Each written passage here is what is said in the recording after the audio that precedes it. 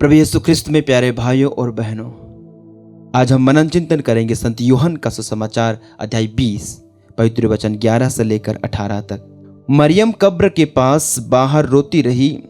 उसने रोते रोते झुककर कब्र के भीतर दृष्टि डाली और जहां यीशु का शव रखा हुआ था वहां उजले वस्त्र पहने 2 स्वर्गदूतों को बैठा हुआ देखा, एक को सिरहाने और दूसरे को पैताने।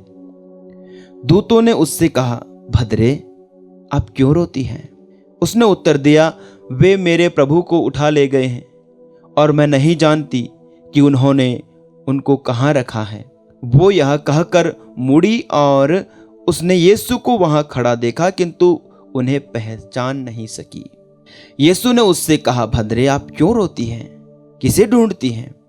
मरियम ने उन्हें माली समझकर कहा, महोदय, यदि आप उन्हें उठा ले गए तो मुझे बता दीजिए कि आपने उन्हें कहाँ रखा है और मैं उन्हें ले जाऊंगी। इस पर यीशु ने उससे कहा, मरियम। उसने मुड़कर इब्रानी में उनसे कहा, रब्बोनी, अर्थात गुरुवर। यीशु ने उससे कहा, चरणों से लिपटकर मुझे मत रोको। मैं अब तक पिता के पास ऊपर नहीं गया हूं।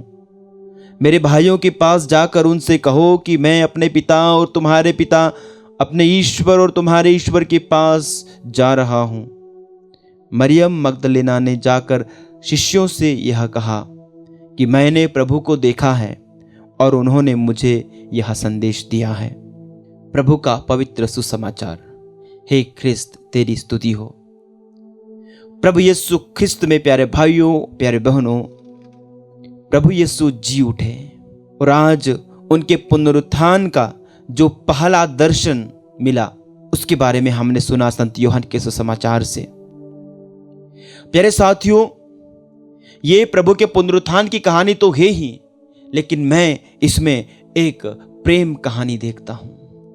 एक प्रेम की कहानी, एक सच्चे, निष्कपट और निर्दोष प्रेम की कहानी। मरियम मगदलेना, जो एक पापिनी स्त्री थी जिसका अतीत पाप में बीत रहा था, जो गुनाहों में जिंदगी काट रही थी, प्रभु यीशु जब उनसे मिलते हैं, जब उसकी मुलाकात मुक्तिदाता से होती है, जब उसकी मुलाकात उद्धारकर्ता ईश्वर से होती है, जब वो उद्धारकर्ता के जीवित वचनों को सुनती है, जब उद्धार के शब्द उसके कानों में पड़ते हैं और उसके कानों से उसके दिल में जब उतर जाते हैं, उसकी जिंदगी बदल जाती है।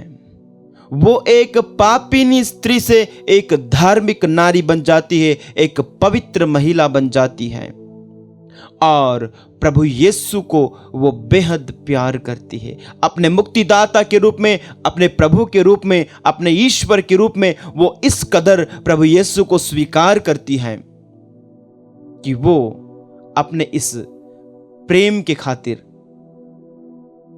कुछ भी करने को तैयार हैं।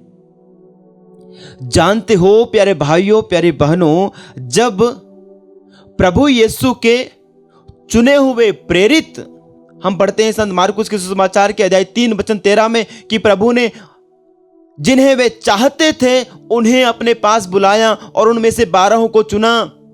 तो ये लोग जिनको प्रभु ने चुना था, ये प्रभु के चहेते लोग थे। इन्हें प्रभु ने चाहा था, विशेष रूप से चाहा था, विशेष रूप से मोहब्बत की थी इनसे, विशेष रूप से प्रेम किया था इनसे और इन्हें अपने पास, अपने करीब रहने के लिए बुलाया था। लेकिन वे लोग संकट की घड़ी में, वे लोग विपत्ति की घड़ी में, वे लोग प्रभु के दुख भोग के समय में डर करके भाग जाते हैं। ये स्त्री, ये महिला, ये नारी अपने प्रेम की खातिर, प्रभु यीशु के प्रति अपनी उस मोहब्बत के खातिर अपने कदम पीछे नहीं हटाती। उसे किसी का डर नहीं है, उसे सैनिकों का डर नहीं है, उसे भालों का डर नहीं है, उसे कोड़ों की मार का डर नहीं है। भले ही ये सैनिक उसके ऊपर भी कोड़े बरसाएं, फिर भी वो प्रभु के पीछे पीछे चलती है। हालांकि शायद ही किसी सैनिक ने उनके ऊपर हाथ उठाया हो, लेकिन वो उसके लिए भी तैयार थी। जब प्रभु यीशु सूली पर लटक रहे थे, ये मरियम मगदलेना प्रभु के क्रूस के नीचे माता मरियम और अन्य कुछ नारियों के साथ खड़ी थी। इनकी मोहब्बत, इनका प्यार लाजवाब है। जब प्रभु यीशु को दफना दिया गया, उसके बाद भी प्रभु के शिष्यों का कहीं अता पता नहीं है। हम सुसमाचार में पाते हैं, अन्य जगहों पर वे एक बंद कमरे में डरते कांपते बैठे थे, और ये महिला हिम्मत करके आती है, ये स्त्री हिम्मत करके आती है प्रभु की कब्र पर उनका विलेपन करने के लिए। वो आती है प्रभु की कब्र पे, आके देखती है कब्र खाली है। प्रभु यीशु के पुनरुत्थान का पहला प्रमाण यह है जो मरियम मगदलेना ने देखा, कब्र खाली है। जिस स्थान पे प्रभु को रखा था, ये स्त्री उस समय वहां थी, तो इसलिए वापस आकर देखती है, लेकिन उस स्थान पे प्रभु का शरीर नहीं है। उसे लगता है किसी ने चुरा लिया है। वहां पर स्वर्गदूतों को देखती है। माजरा क्या है समझ नहीं पाती। दूत उससे कहते हैं, आप क्यों रो रही हैं? दूतों को पता है सच्चाई क्या है, दूतों को पता है कि क्या हो गया है, इसलिए वो कहते हैं तुम क्यों रो रही हो? तुम्हें नहीं रोना चाहिए। कहने का मतलब, जिस कारण के पीछे तुम रो रही हो, वो कारण तो गायब हो गया, वो धुल गया। तुम्हारा प्रभु जिंदा हुआ है। हालांकि दूत ने ये नहीं कहा वहां, लेकिन उनके ये कहने का आशय है कि तुम क्यों रो रही हो? प्रभु जिंदा है, तुम्हें नहीं रोना चाहिए। तब प्रभु वहां आकर खड़े हो जाते हैं, उन्हें बुलाते हैं। प्रभु भी उनसे यही कहते हैं, भद्रे आप क्यों रोती और किसे ढूंढती हैं?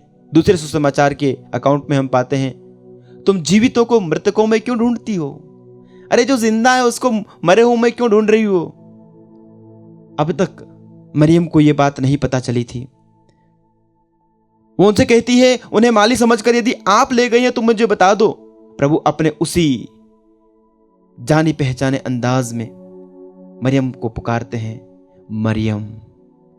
और ये वही कलाम था, ये वही शब्द था जिसने मरियम को पहले बुलाया था। मरियम ने अपने प्रेम करने वाले प्रभु के शब्दों को उनकी वाणी से पहचान लिया। मेरे साथियों, एक बहुत गहरा अर्थ छिपा है इसमें। प्रभु की वाणी को अपने जीवन की उन परिस्थितियों में, दुखमय परिस्थितियों में, संकट की परिस्थितियों में, परेशानी के समय में, और खास करके पापमय परिस्थिति में प्रभु की वाणी को सुन के पहचानना और उसका जवाब देना और प्रभु के चरणों से आकर लिपट जाना, यह एक सच्चे विश्वासी का काम है। लेकिन हमारी स्थिति कई बार यह होती है, प्रभु हमें पुकारते हैं और पुकारते रह जाते हैं। हम प्रभु की वाणी को ना सुन पाते हैं, न पहचान पाते हैं, और न ही उनके कदमों में आकर लिपटते हैं। जब जब प्रभु हमें हमारे अंदर, हमारे दिल के भीतर हमसे पुकारते हैं, मरियम, थॉमस, पीटर, दिनेश, राजेश, जो भी हो आपका नाम, सलोमी, रेखा, जो भी हो आप, प्रभु आपको पुकारेंगे। आपकी उस पापमय परिस्थिति में, बागे अदन में, वो खुदा बाप ने आदम को पुकारा, आदम तुम कहां हो? आदम ने प्रभु की वाणी को सुन करके वो छिप गया। जब मरियम ने प्रभु की वाणी को सुना तो वो प्रभु के कदमों पे आके लिपट गई। ये फर्क है।